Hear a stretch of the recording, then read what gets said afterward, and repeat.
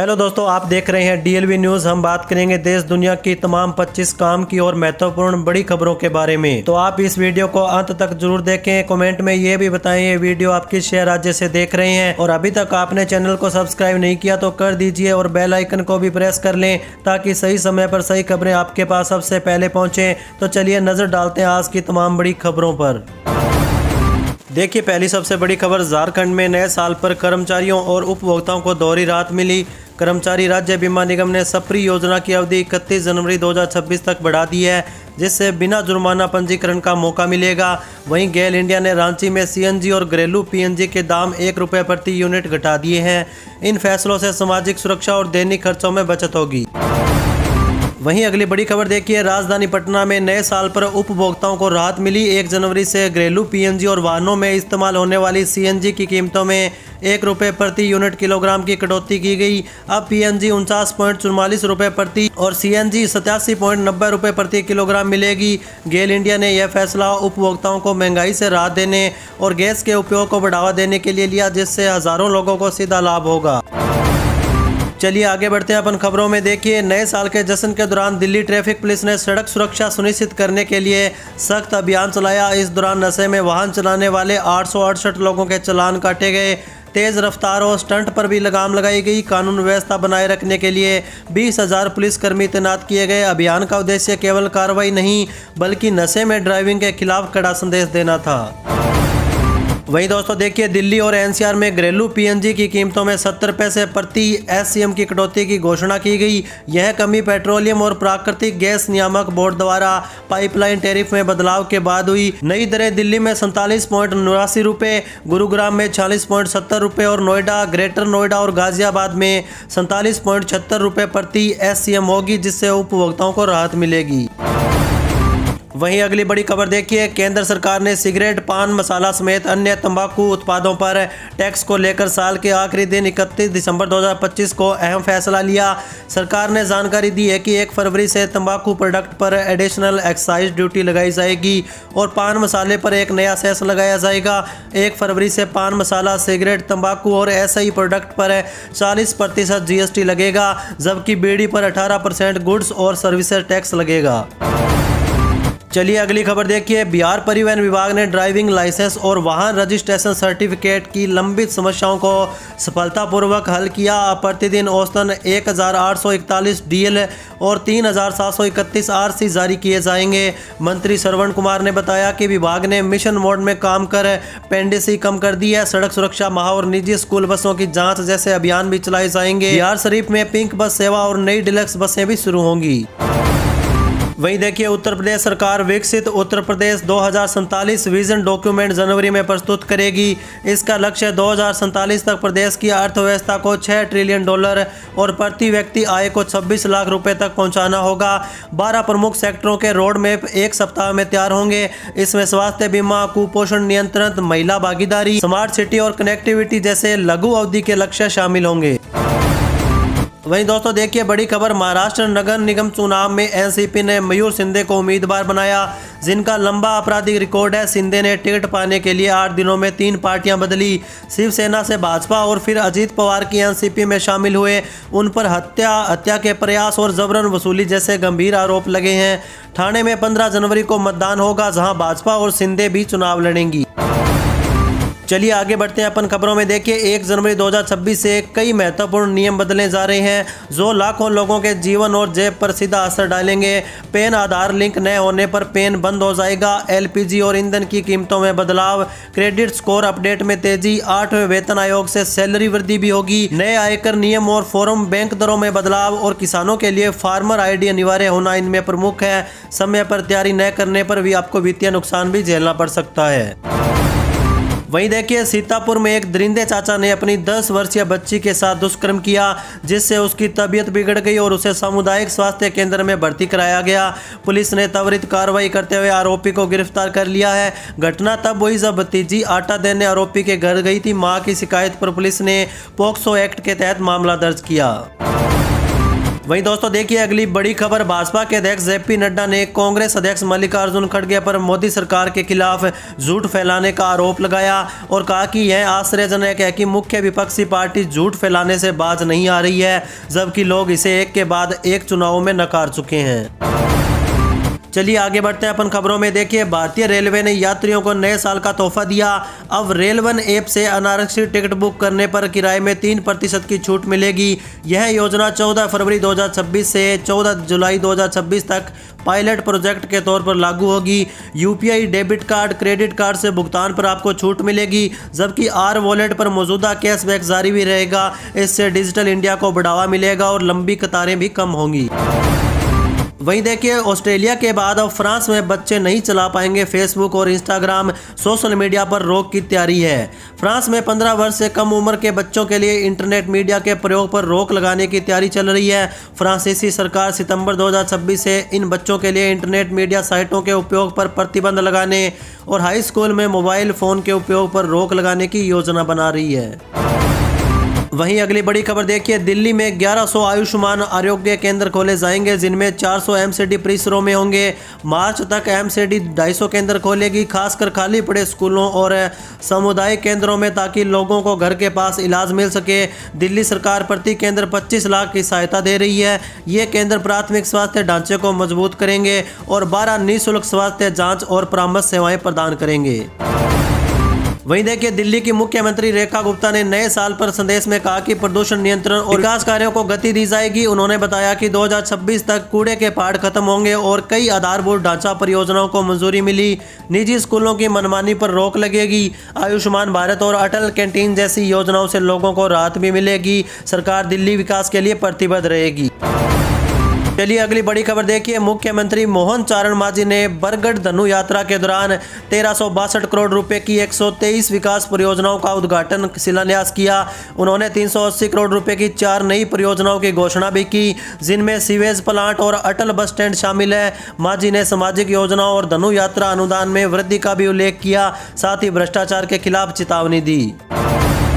वहीं दोस्तों देखिए जिले के माध्यमिक और उच्च माध्यमिक स्कूलों के छात्रों को अप्रैल 2026 से मुफ्त ऑनलाइन कोचिंग मिलेगी। बिहार शिक्षा परियोजना परिषद 9वीं से 12वीं कक्षा के विद्यार्थियों को इंजीनियरिंग, मेडिकल, रेलवे, एसएससी जैसी प्रतियोगी परीक्षाओं की तैयारी कराएगा।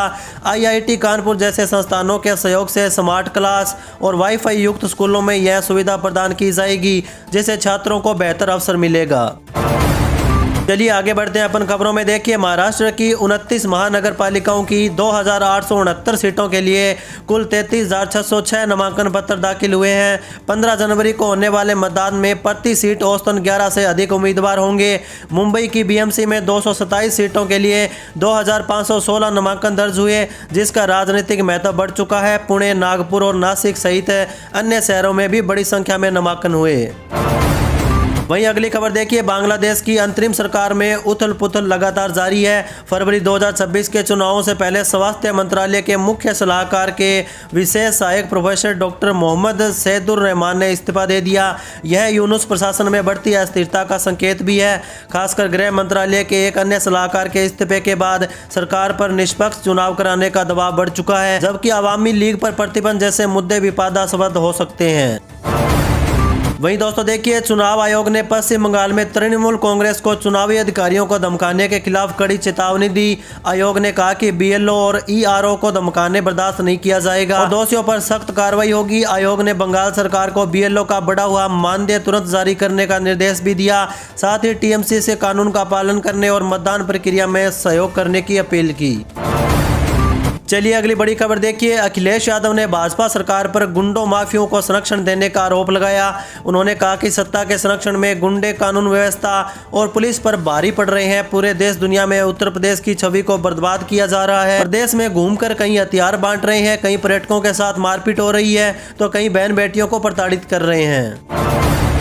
वहीं देखिए, नए साल में उत्तर प्रदेश सरकार युवाओं को 1.5 लाख सरकारी नौकरियों का तोहफा देने की तैयारी कर रही है। वर्ष 2026 में पुलिस और शिक्षा विभाग में 50,000 पदों पर भर्ती का विज्ञापन जारी किया जाएगा। वहीं राजस्व विभाग में 20,000 पदों पर भर्ती होगी और कारागार, आवास विकास, बाल विकास, पुष्टाहार, स्वास्थ्य विभाग में खाली पड़े पदों पर भर्ती की जाएगी। चलिए आगे बढ़ते हैं अपन खबरों में। देखिए हरियाणा के किसानों के लिए एक कमाल की स्कीम लॉन्च हुई है। नायब सिंह सैनी सरकार नया ट्रैक्टर खरीदने पर 3 लाख रुपए तक की सब्सिडी दे रही है। इस योजना के तहत आवेदन करने की आखिरी तारीख 15 जनवरी 2026 है। इसके बाद आपको मौका नहीं मिलेगा। हालांकि इसकी पात्रता की एक शर्त है, यह योजना सिर्फ हरियाणा के अनुसूचित जाति के किसानों के लिए है। अन्य श्रेणी में आने वाले किसान इस योजना का लाभ उठा नहीं सकते।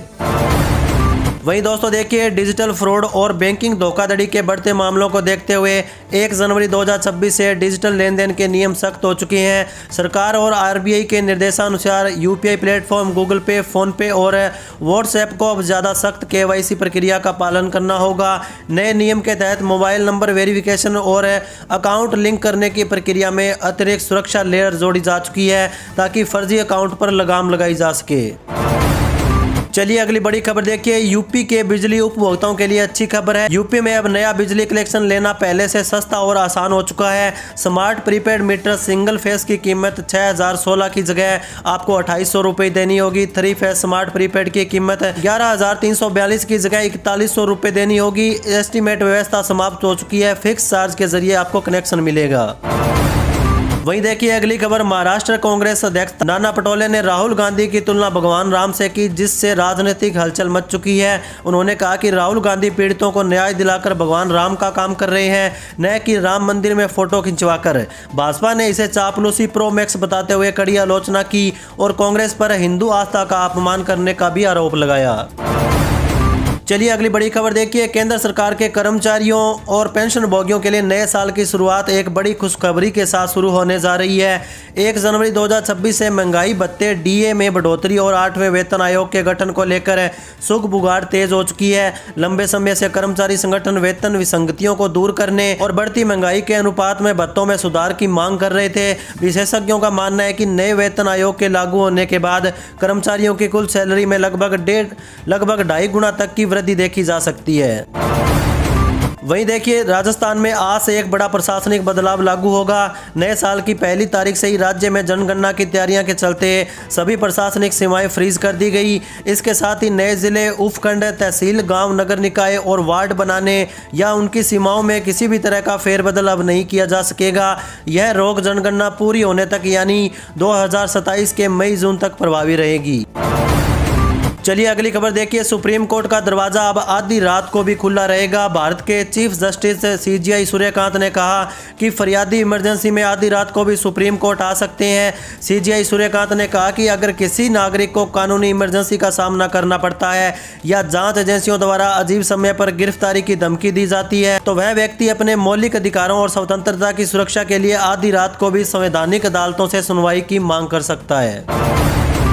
वहीं दोस्तों देखिए सीतामढ़ी में 2026 तक 2 तेल इकाइयां स्थापित होंगी, जिससे किसानों को आत्मनिर्भर बनाया जाएगा। राष्ट्रीय खाद्य तेल तिलहन मिशन के तहत 33% अनुदान मिलेगा। अब तक 39 किसानों ने आवेदन कर चुके हैं। इनकी स्क्रूटनी के बाद योग्य आवेदकों का चयन किया जाएगा। यह पहल तिलहन फसलों को बढ़ावा देगा और किसानों को उनकी उपज का बेहतर मूल्य दिलाएगी, जिससे ग्रामीण अर्थव्यवस्था मजबूत होगी। वहीं देखिए अगली बड़ी खबर। उत्तर प्रदेश के बुजुर्गों के लिए बड़ी खुशखबरी है। अब उन्हें वृद्ध पेंशन के लिए दफ्तरों के चक्कर नहीं काटने पड़ेंगे। नई व्यवस्था के मुताबिक वृद्धावस्था पेंशन के लिए पात्रों की पहचान और सत्यापन अब फैमिली आईडी एक परिवार एक पहचान प्रणाली के माध्यम से संवेद किया जाएगा, जिससे किसी भी पात्र व्यक्ति से 60 वर्ष का होते ही उसकी पेंशन खाते में पहुंचना शुरू हो जाएगी। चलिए अगली बड़ी खबर देखिए। नया साल 2026 राजस्थान के लिए कई सौगातें लेकर आ सकता है। साल के पहले या दूसरे माह में प्रदेश को कई बड़ी सौगातें मिलेगी। इसमें सबसे बड़ी सौगात रिफाइनरी की होगी। इसके अलावा 5 रेलवे स्टेशनों का उद्घाटन भी किया जाएगा। रिफाइनरी विकास की दृष्टि से राजस्थान के लिए मील का पत्थर साबित होने की उम्मीद है। इससे हजारों की संख्या में रोजगार भी मिलेंगे। वहीं दोस्तों देखिए सरकारी कर्मचारियों और पेंशन वालों के लिए 2026 बेहद खास होने वाला है। केंद्र सरकार पहले ही 8वें वेतन आयोग को मंजूरी दे चुकी है और उम्मीद है कि 1 जनवरी 2026 से इसे लागू किया जाएगा। इससे करीब 50 लाख कर्मचारियों और लगभग 69 लाख कर्मचारियों को फायदा मिलेगा। सैलरी बढ़ोतरी फिटमेंट फैक्टर पर निर्भर करेगी, जो कि 2.15 से लेके 3 पॉइंट के बीच हो सकता है। अगर ऐसा होता है तो बेसिक सैलरी में 20 से 35% तक बढ़ोतरी संभव होगी। सैलरी के साथ डीए और एचआरए और पेंशन भी बढ़ेगी। चलिए आगे बढ़ते हैं अपन खबरों में। देखिए, मध्य प्रदेश सरकार नए साल में प्रदेश के बुजुर्ग, दिव्यांग और सौगात देने वाली है। मध्य प्रदेश सामाजिक न्याय विभाग अगले साल से प्रदेश के बुजुर्ग और दिव्यांगों की पेंशन में बढ़ोतरी करेगी। सामाजिक न्याय और दिव्यांगजन सशक्तिकरण विभाग मंत्री नारायण सिंह कुशवाहा ने इसकी जानकारी देते हुए कहा कि बुजुर्ग और दिव्यांगजनों की पेंशन में बढ़ोतरी का प्रस्ताव विभाग द्वारा वित्त विभाग को भेजा जाएगा। मुख्यमंत्री भी इसको लेकर गंभीर है। आने वाले बजट में पेंशन बढ़ोतरी की जाएगी। वहीं देखिए, हुमायूं कबीर ने घोषणा की है कि उनकी पार्टी अभिषेक बनर्जी के खिलाफ उम्मीदवार नहीं उतारेगी, लेकिन ममता बनर्जी और शुवेंदु अधिकारी के खिलाफ प्रत्याशी खड़े करेगी। उन्होंने दावा किया है कि आगामी बंगाल विधानसभा चुनाव में कोई दल बहुमत नहीं पाएगा और उनकी पार्टी किंग मेकर की भूमिका निभाएगी। कबीर ने ममता की मंदिर राजनीति पर सरकारी खजाने के दुरुपयोग का आरोप भी लगाया। उनके बेटे ने भी तृणमूल छोड़ने का संकेत दिया। वहीं दोस्तों देखिए, उत्तर प्रदेश में नए साल से जनता बस सेवा शुरू होगी, जिससे यात्रियों को परिवहन निगम की सामान्य बसों की तुलना में 20% कम किराया देना होगा। यह सेवा 1 जनवरी से 10 निर्धारित रूटों पर शुरू होगी, जिसका मुख्य उद्देश्य ग्रामीण क्षेत्रों को मुख्य मार्गों से जोड़ना और सुरक्षित परिवहन प्रदान करना होगा। इससे छात्रों, मजदूरों और दैनिक यात्रियों को विशेष लाभ मिलेगा। चलिए अगली बड़ी खबर देखिए। फरीदाबाद में एक महिला के साथ चलती कार में दुष्कर्म की शेष सनसनीखेज वारदात सामने आई। आरोपी उसे रात भर गाड़ी में घुमाकर सुबह सड़क पर फेंककर फरार हो गए। पीड़िता की बहन ने आपबीती सुनाकर पुलिस को सूचना दी। पुलिस ने मामले में 2-3 युवकों को हिरासत में लेकर पूछताछ शुरू कर दी है और सीसीटीवी फुटेज भी खंगाल रही है। वहीं दोस्तों देखिए, परिवहन राज्य मंत्री दयाशंकर सिंह ने मार्ग दुर्घटनाओं में होने वाली मौतों पर चिंता जताई। उन्होंने कहा कि उत्तर प्रदेश परिवहन विभाग 1 जनवरी 2026 से सड़क सुरक्षा माह शुरू करेगा, जिसका लक्ष्य जागरूकता बढ़ाकर दुर्घटनाओं में 50% कमी लाना होगा। वाराणसी में जनसंवाद कार्यक्रम में उन्होंने बताया कि 70% दुर्घटनाएं मानवीय लापरवाही से होती है, जिनमें युवा चालक अधिक प्रभावित होते हैं। चलिए अगली खबर देखिए। केंद्रीय स्वास्थ्य मंत्री जेपी नड्डा ने हरियाणा की स्वास्थ्य मंत्री आरती सिंह राव को राज्य के स्वास्थ्य बजट का 70% वेतन पर खर्च कम करने का 50% तक लाने की सलाह दी। उन्होंने चिकित्सा विशेषज्ञों की उपलब्धता बढ़ाने और डॉक्टरों की भर्ती पर जोर देने को कहा। जेपी नड्डा ने स्वास्थ्य योजनाओं के बेहतर पोषण योजना को मजबूत करने और दवा उपलब्धता पोर्टल लागू करने के भी निर्देश दिए। हरियाणा की स्वास्थ्य मंत्री ने कई स्वास्थ्य सुविधाओं की भी मांग रखी। वहीं देखिए, भारत ने कुछ स्टील उत्पादों पर 3 साल के लिए 11% से 12% तक का आयात शुल्क लगाया। यह कदम चीन से सस्ते शिपमेंट को रोकने और घरेलू स्टील कंपनियों को बढ़ावा देने के उद्देश्य से उठाया गया है। इस सेफगार्ड ड्यूटी के कारण स्टील शेयरों में तेजी देखी गई। यह शुल्क कुछ विकासशील देशों पर लागू नहीं होगा, लेकिन चीन, वियतनाम और नेपाल पर लागू होगा।